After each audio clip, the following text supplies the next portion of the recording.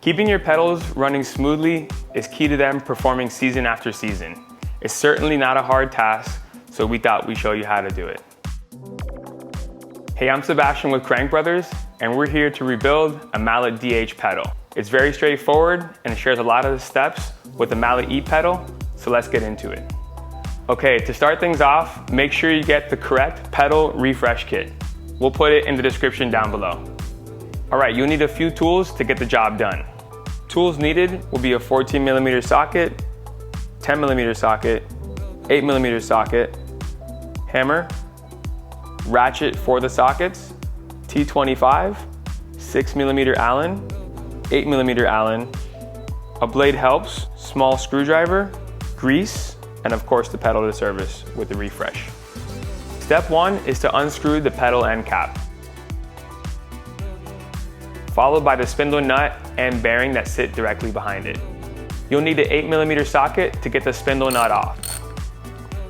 After all these bits have been removed, you can slide the spindle out of the pedal body. Next, you'll need to grab the T25 to remove the screws that hold the pedal body together.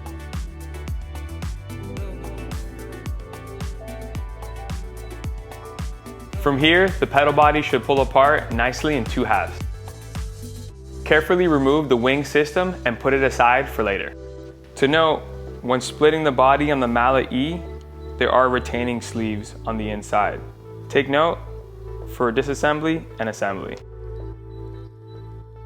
If you look in each pedal body half, you will see an O-ring and bushing inside. You could take these out and get rid of them. We'll put fresh ones in soon.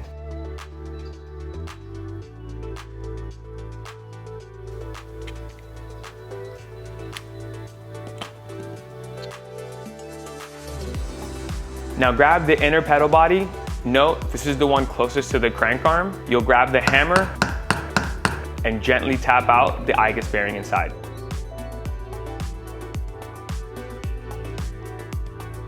The easiest way is to find a nice punch to knock out the I-guess bearing.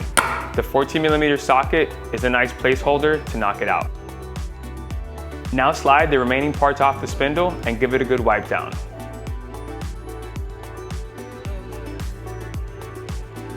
Disassembly complete.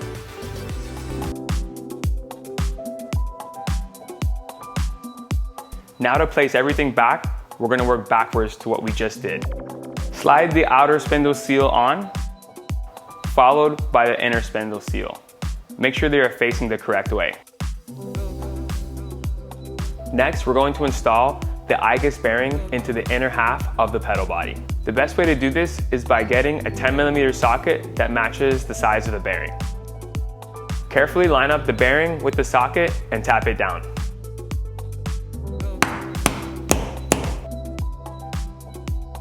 Now grab the O-ring and bushing sleeves and install them on the inner part of the pedal bodies. Make sure you use the inner bushing sleeve on the side that's closest to the crank.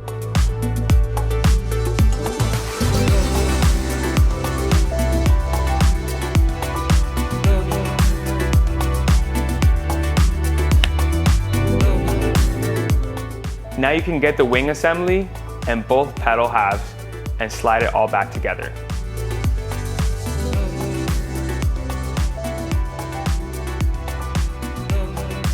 Thread in pedal body screws. For pedals newer than 2015, torque to 6 Nm. Pedals prior to 2015, torque to 2.5 Nm.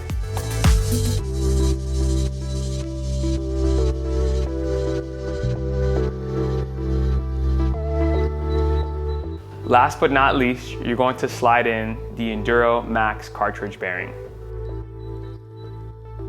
Install a new spindle nut, tightening it to 4 Nm. And finally, cover it all up with a new end cap.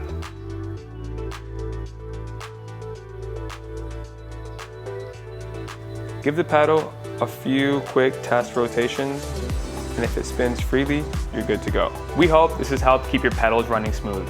If you have any questions, leave them in the comments below. We'll see you next time.